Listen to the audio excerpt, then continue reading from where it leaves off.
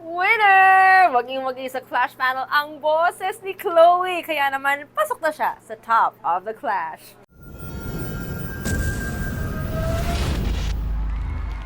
Congratulations, Chloe Redondo! Diretso ka na sa top of the Clash! Maaari ka na upo sa puting upuan! Hi Clash Nation! This is Chloe Redondo. Nung in-announce sa randomizer, wini-wish ko na sana mapili din ako kasi gusto ko na mag-perform, gusto ko na ilabas yung tension. Kasi habang tumatagal yung competition, parang bumababa yung energy ko at na-feel ko na parang natutulog yung boses ko. So baka worried na rin ako kasi baka hindi ko mabigay yung best ko sa kanta ko.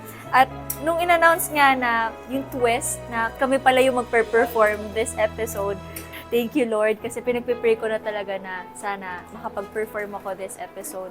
Nung hindi ako nabigyan ng chance na pumili sa aking mga kasama sa Circle of Clash, sabi ko sayang, sana nakapili din ako kung sinong mga kalaban ko kasi alam ko magaling silang lahat and wala, nakakatuwa lang kasi si Kyle, parehas yung song namin is JK Labajo. Hopefully na nabigyan namin yung good fight and sana na-appreciate ng ating mga watchers and manonood, listeners ng aming performances. Nung nakapasok po ako sa top 12, hindi ko po ina-expect kasi to be honest, kinakabahan po talaga ako. Worry na rin ako na baka hindi ako makapasok kasi ang galing ni Kyle.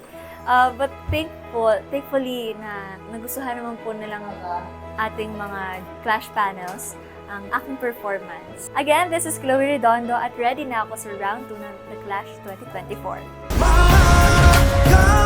Sige lang